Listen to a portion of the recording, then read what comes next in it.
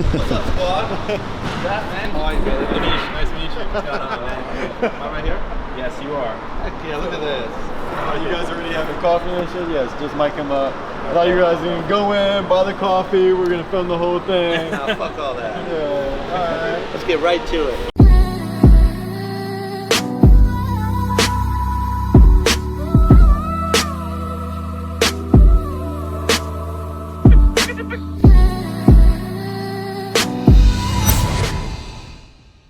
All right, welcome, my friend.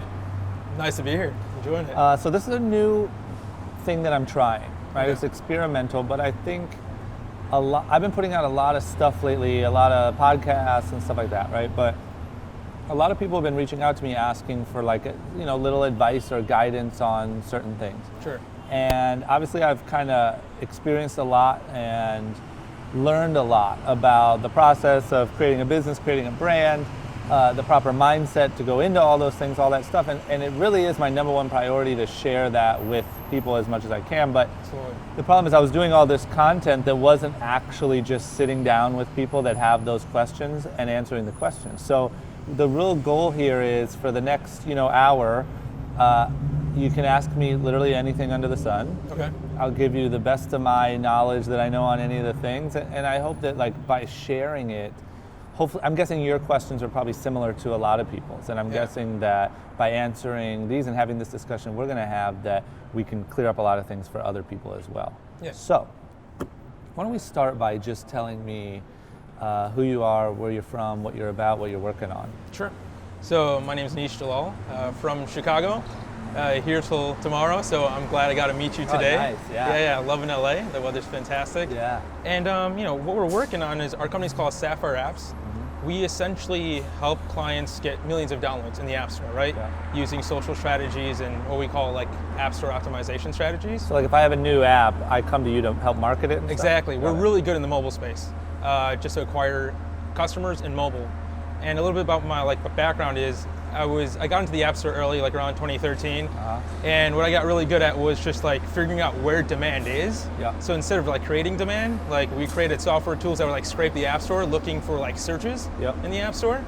And then we would tailor our apps to those searches. Got it. So we made apps based on demand. Yeah. And then we did that for a while, did millions of downloads, and then we started offering that as a service to clients. Yep. But at the same time, we're still making our next level of apps. Yep. So what we're working on now is making brands in the App Store where brands don't exist. Yeah.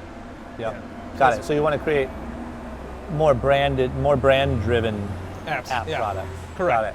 So on one side of our business, we're helping other people, but at the same time, if our previous business was hitting consistent singles in the App Store, now we want to hit home runs. Yeah. Because we have all this data that we didn't have before. Yeah. Yeah. And what's the biggest opportunity, do you think? Is it in doing the consulting, helping type business, or is it in just create? Is the business if you create this home run killer app, you stand a chance to make millions and millions of dollars, and so you're shooting for those, or what's you know what I mean? Yeah, exactly. Our goal at the end of the day is, one, we want to help people. We want to help app companies kill it. But our internal goal is to make the next big app. Yeah. And doing this consulting part of the business gives us a really good position, because we're tied into dozens of apps in the top 200. So we get all we have all this data. Yep. So if you came to us for app help, we have all this experience in other areas. Yep. So we can see the data. The cool thing about the App Store is the data is not you can't just scrape the data like you can on the web. Yeah. Yeah. Whereas in the App Store, you have to be tied in directly into an app. That's the only way you can get data. Yeah. So for the next year or so, we just want to help people out and app companies, and then take that data and then make brands in the App Store where brands don't exist for us. Got it. How long has the company been in business? So Sapphire Apps has been in business for 2 years. And how many employees? We have 15. Really? Yeah. Based in Chicago? Chicago, yeah. So we have Chicago and overseas. Got it. And are you the core founder, or do you have co-founders? Yes. How many? 2. So my co-founder is Thomas Ma and myself. Awesome. Yeah. Ask away. Anything, what comes to your mind? Anything that you think I could help you with? Oh, absolutely. Once again, our whole goal is to make brands where brands don't exist, right? Yeah. And you've made a successful brand, started it yourself.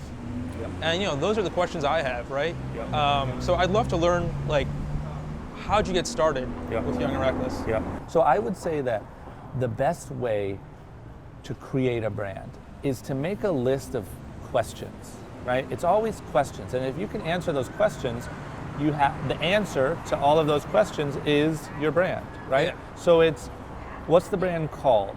And I should really write out actually a list of questions for you, and I gladly will, but what's the brand called? What purpose does it serve? What does it do? Not only what product does it make and how does that help, but like, what does the brand do? Who are your target for that? How are you gonna actually make sure that what you say you do, you're actually doing for that target, right? Then even, what's the logo? Is the logo something that, like for me, is it something that represents kind of the brand? Does it look right? Is it something that a kid can draw easily on his school binder? Right? Yeah. Like I always thought that, because It's simple. you want a kid at school that loves Young and Reckless, that draws the little Y and R on his binder, and then his 5 best friends are like, man, that is cool, and then they draw it on their binders, right? And now you're getting marketing done for yourself without even thinking about it.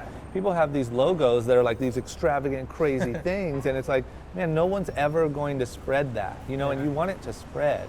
I think that if you can answer those questions, the result is your brand. Yeah. You know what I mean? But they have to make sense, and they have to be like honest, and it has to be attainable. And I meet a lot of people that are like, oh, the brand is this and this is what we do. And it's like, okay, well, how are you really gonna accomplish that? And the answers are like so crazy and so out there that it's like, unfortunately, with all the noise going on in the world, you're never actually gonna be able to accomplish that and show it and show that you really did that. You know what I mean? Absolutely. So like, how do you, in such a noisy environment where there's all these, brands coming up, like how do you convey your message in such a noisy environment? Or how were you able to do that so successfully early on? So the clearer you are on your brand, the easier that is, right? Because I'm trying to think of a good comparison, but like, imagine if you walked into a arena full of people, Okay. and let's say a trade show, and you were trying to sell them any number of like school supplies, right? Yeah. And you walk in and you're like, hey, does anyone need pencils? No. Does anyone need erasers? Not really. Yo, I got paper. Great. It's pretty tough. You have to be an incredible salesman. If you go in and you have to sell this one pen, and you get to build like, this is the pen that you need, like fuck all that other shit. This is the thing you need that's gonna change your life. I'm not saying you're gonna sell a trillion pens, but you're gonna sell more than you did just this general loose idea thing, right? So first get ultra focused on what you're even saying, because you don't have any time to be confusing. You have to say, this is what we are and blah, blah. And then if that's a real thing that really needs help and there's real value there, and you're doing it so authentically in such a real way, it's kind of undeniable. Now, as you get more money, you'll have more money to spend to do it on a bigger and bigger scale, right? But in the very beginning, as long as you're doing it honestly, and you're really making an impact, and it doesn't look like a marketing ploy, you're gonna turn your 10 fans into 50, and you're gonna turn that 50 into 500, and that's how it's really gonna snowball. You know what I mean? But it's only from being ultra focused on what the mission even is, and then actually doing it. You can't pretend that you're doing it. You can't have some like scripted make-believe, you know what I mean? Yeah, like, just be authentic as possible. like really do it. It's true. And I've learned, there is no magic bullet, but I've learned that like, if you're starting there, the magical ideas and the things that go viral and all that stuff, that'll come to you. But it's only gonna come to you if you know exactly what you're shooting at and what your message is and what you're trying to get across. Got it. You know what I mean? Yeah. Another question I had was like, in the very, very early days, like when you sold what was your first product? Was it a t-shirt or was it a t-shirt? And hats, yeah. So like, do you remember how you sold your first 100 t-shirts? Yeah. Well, I do. So this is the part where we got really tricky, right? Okay. My business partner and I. So here's what we did. I obviously had a platform first. And so what I always urge people to do is to build a platform first. Now, obviously you might not be able to build an MTV show. Yeah. But you can build an audience. Something, You can build a platform. And if your brand really has meaning, you can build a following for that meaning before you ever have product, right? Because you're actually living the brand, you're actually doing something, right? And I think, where a lot of people go wrong is they go stock up on product and then are panicked trying to figure out how to sell it. And especially like in apparel, for instance, like you think your clothing line is so cool that it's just gonna fly off the shelves because you and your buddy like it. And you forget that you have to get other people to think it's as cool as you and your buddy do, right? And so for me, I had a platform to use. I just had to figure out how to get product into that. So what we did was we had no investment, no nothing. We spent a few $100 on samples. I wore it all over our show, my social media. I made it seem like it was the biggest thing in the world.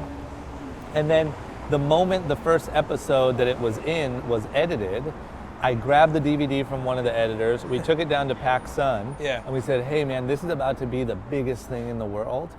You guys take it for, if you put it in all your doors, 650 doors at the time, we'll give it to you exclusively for 6 months, and I'm gonna drive everyone to your store. And I'm gonna do autograph signings, and I'll do whatever you want. And I'll say, PacSun, PacSun, PacSun. And they bought it, and then it worked. They made the order, and we were never in debt, we were never anything. Now, we've had a lot of ups and downs and like tough times, and it didn't, I mean, as soon as kind of the initial impact hit, it tanked. Nobody gave a shit, nobody bought the shirts. So we had to end up going and doing a bunch of marketing, but that was a way that we could kind of finesse and use as leverage something that we already had. And it's kind of like, the way I would think of that is like what you're doing with, you have all this information from the App Store, so you have something now that you can leverage. And that's like, you know, a lot of people talk about like finding your unfair advantage. You know, everyone has one in one way or another, whether it's a relationship or a piece of knowledge or whatever. And you're doing exactly that. So you're saying, we have all this information, I know how to kind of have a bit of a fail-safe plan on how to launch products. That's incredible. So I think leveraging that, and I think, like I said, man, like building as much of an audience as you can first, and then having them, almost like how Kickstarter works, right? You build the audience first, and they donate, they're giving you free money without even getting a product and not even ever having a promise that they will, right? And that's what's kind of cool, is like, you can do that with a brand without needing to raise money, and you can build awareness, and you can build excitement, and you can build people believing in you and wanting to support you, and then when something's real that actually helps their lives, they can't wait to support it, right? And that's a dream scenario. Got it. You know? Yeah, no, that makes complete sense. And then in terms of, you know, kind of like what you were talking about, so would you go with, let's say, you know, a lot of brands partner with influencers, right? So you would go with an influencer who potentially has less of a audience, but that you can retain more long-term, rather than somebody that has a big audience that you would not retain long-term, just it'd be a one-off deal. So what would you do? In that sense, I've learned that like audience size is about 50% as important as who their audience is. Got it. Right? So a lot of people are lazy there, and they say, well, you know, we want people with over 1 million followers, and look at how many followers this person has, and blah, blah, blah. If those followers don't care about what your brand cares about, it means nothing. Like the amount that you're gonna retain is nothing. If you could partner with someone with 1 million followers that loves Disney, they're all little kids, right? 5 million followers, I don't care the number. You'll retain 0.0001% because nobody cares in that pool.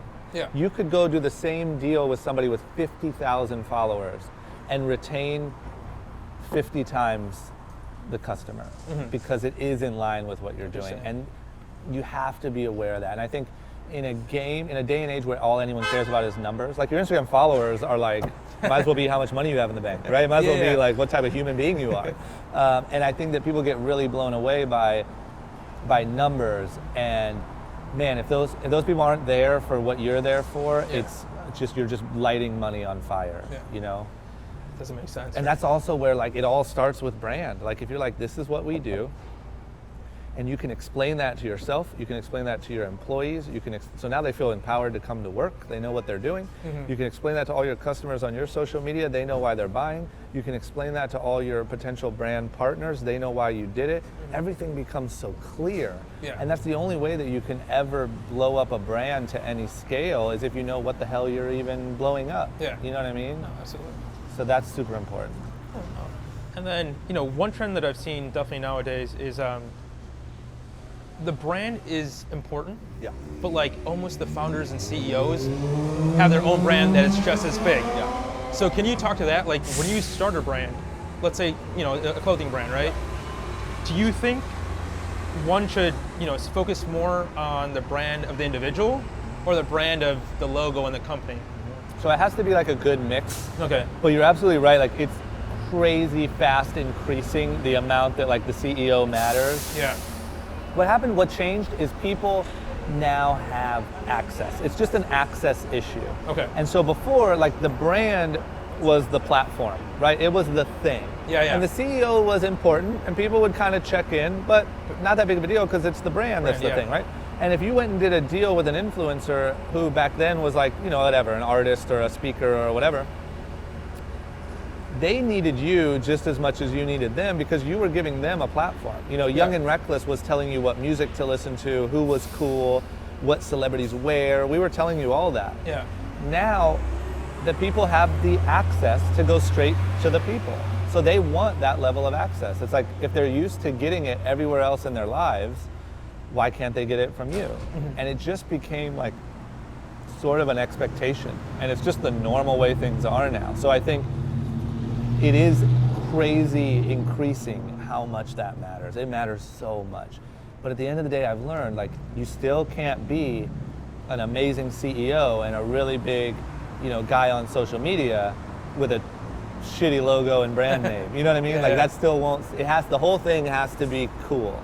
And it has to mean something and it has to be, you know what I mean? Like the ones who are the best right now are Elon Musk. Him, right? Because he's like, oh my God, is he an alien? I don't know what he is. And Tesla's so cool, and Kanye's in a Tesla, and oh my God, and then he's launching rockets to the moon, but he's joking about it on Twitter, and he's dating some rock singer, and like it's just like holy shit, like you are exactly what your brand is. But the brand is cool, the brand is actually doing meaningful things, and he is actually authentically living it, right? So I'll just say, for the sake of like almost the through line of the conversation, is like, that just means the brand matters even more. Because now the question is, what's the brand stand for? What's the brand doing to do that? Yeah. And then what are you doing personally to do that? Yeah. And it's like, that never mattered before. That's even part of the reason why I started a podcast and why I'm doing these things, to be honest. Because if I say that we support young people breaking out of the box and doing life their own way, well, what am I really doing to do that? Yeah. So now I'm doing a podcast every week where I talk to successful people to hopefully give young people some lessons and some stuff that they can use, and talk to people like you and try to, you know what I mean? And really try to make sure that I'm actually helping people break out of the box and live the life they want to live, if that's what I say I'm doing, because I can't fake it. Yeah, absolutely. So how do you figure out what to choose and pick, right? Because now there's so much stuff going on, right? You're running a company, you're running your brand, you essentially have your personal brand that you're doing as well, right? And all these different opportunities get thrown your way in terms of, I think this will help your brand, I think this will help your brand. How do you pick and choose to figure out what works and stay focused at the end of the day? I think it starts with clarity on like what you want, right? Like what do you like? It's like spending some time alone in your bedroom and like, what the hell do I want out of life? You know what I mean? Like, is your goal to be the #1 app developer in the entire world? Is your goal to help the most amount of people ever? Is your goal to become as rich as you possibly can? Or what's the combination of all of these things, right? And I think the moment you're a little bit more clear with yourself on what you really need, I mean, obviously you take into consideration family and how much time you want to spend with your friends and like literally all of it. When you say, look, this is who I am and this is what really makes me tick, now you can kind of filter out a little bit what you let into your schedule based on that. And so if someone comes to me with an idea and says, I'm going to be honest, I want to be known for creating really good companies. Cool companies, but good companies. I want to be known as somebody who learned like relentlessly and then passed all of that knowledge on. Okay. I want to be really rich. Yeah. And at the same time, I want to still be a good, like balance my sanity, like still be a good guy, good son, good friend, you know? So that's kind of my thing. Okay. So when I look at new opportunities, I follow them in my head and I say, well, could this turn into something that fits one of those? Or is that instantly one of those or whatever? And if it's not, I have no problem not doing it. Yeah. You know what I mean? And if I can see the vision for how it could become fit in one of those buckets, then I try my best to plan it out and to execute it, you know? And I think like, once again, my podcast is a good example of that because it takes a pretty incredible amount of time to like schedule people, and you know, it's still me scheduling, and it's still like texting my homies or like, hey, do you have a friend who could whatever? Exactly. And like, it's a bit of a nightmare with all the other things that I'm doing, but the problem is I'm starting to really see the value that I'm getting from it, and I'm meeting with people, and I'm people that I never would have met, never would have had the excuse to sit down with, and all these intangible things that are way bigger than just I have a cool podcast. And you know, now people are starting to pitch me TV shows about you know, helping young people start businesses and stuff like that, and it's like, oh man, this is like a bit of a starter log for something very real. And this could turn into something that really affects people on a big level, could make an okay amount of money, helps me launch other businesses. Like, this is really something. So as I follow it, I just stay clear on who I am and if that's serving that or not. And if it wasn't, to be honest, I'll just quit doing the podcast. Like, I don't have any emotional connection. You know, I don't care. Because I know what my goal is to like become as a person. You know? So you do start things, so you do test things, right? To see if you like it, and then if it makes sense, then it makes sense. I'm testing this. This if is a not, test. then... Because here's the honest truth. I want to help give any answers that I could possibly have to young people, because my life was changed by my brain opening up and realizing I could do things like start a clothing line or be on a TV show or like do these things, right? I literally changed my life. Like, I never thought I would have the life that I have now. And I look back at like some of my relatives or friends that I grew up with or whatever, and I'm like, man, it's just a shame. It's just a shame that you didn't open up, you didn't see it, you know what I mean? And so now I want everyone to see it, and I just want to give answers, and I want to hope to do that. My point is, I'm just trying to find the most effective way to do that. I think these are a pretty effective way to do it, because not only do I get to one-on-one help, but I get to post it, and I get thousands of people get to be in this meeting. If that shows that it's getting a good response and it's growing, and I'm adding viewers and all that stuff, I know I'm onto something. If not, and it's not working, I'll stop doing this series, and I'll just think of a different way to do it. Maybe it's speaking, maybe it's speaking to high schools, maybe it's, I'm not really sure, but I would love for it to be this, because this is really easy and fun, you know what I mean? But yeah, I mean, this is week 2. The first week didn't perform that well. Week 2, we'll see how it does. It's literally just a test. If it doesn't work, I bail out. If it does, I just do more and more and more and more. You know what I mean? But that's with everything. That's literally we do that with jeans. Like, can we make jeans for Young and Reckless? Well, I don't know. Jeans are a really kind of risky, hard thing to make. They're expensive, but we want to make them for $40. Does anyone even care about jeans from us? We've always sold t-shirts. I don't know.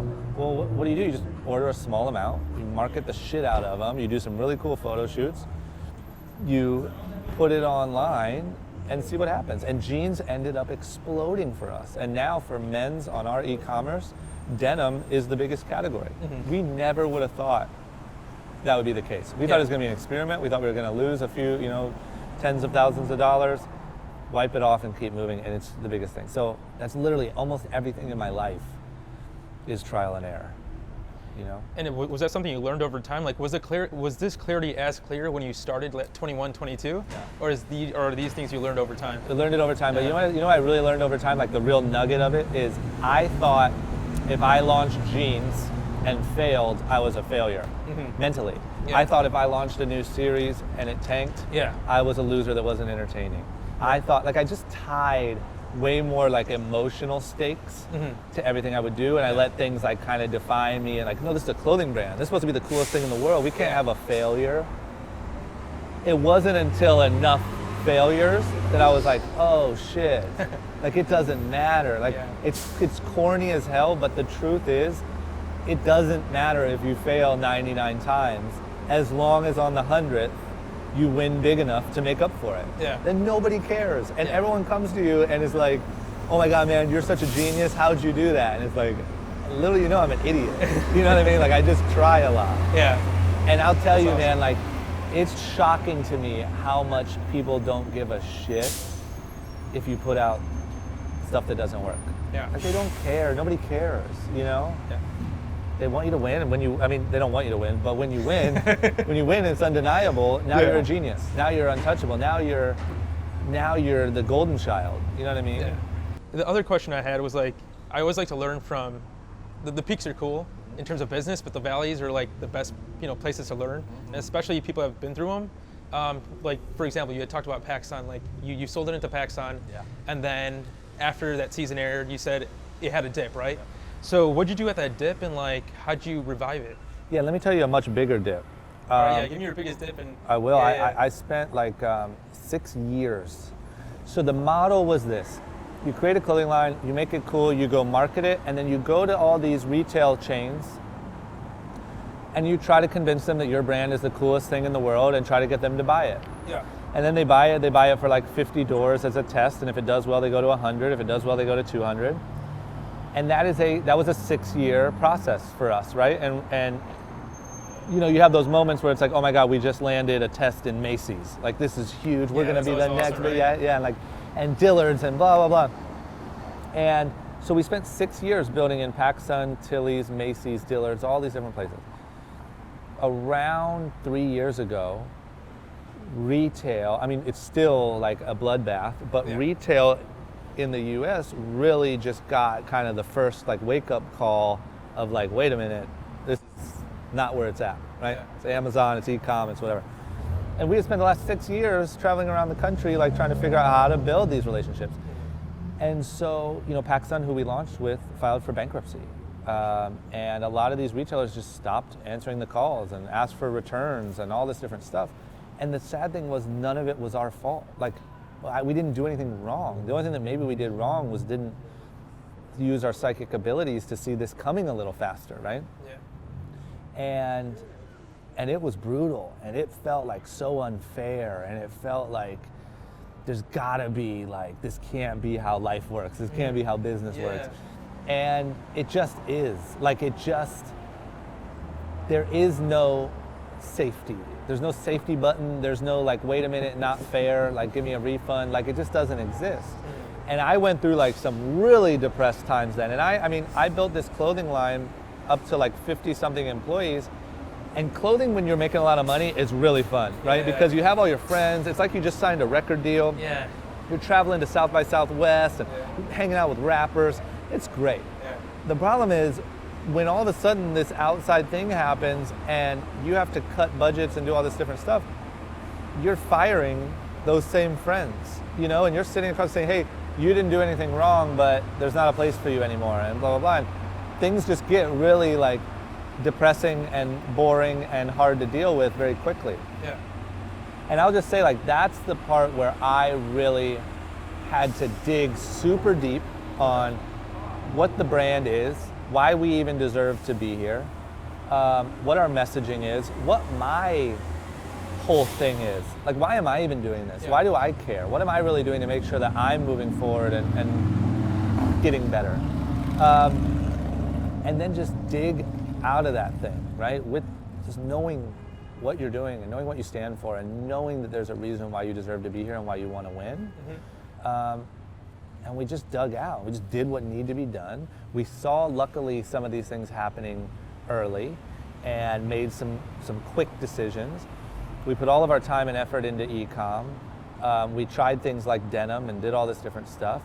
And we just started slowly after having like some losses and some losses. You start having one little win and then another win and then another thing, another thing, another thing. And now this year will be the biggest year we've ever had in the history of the brand. And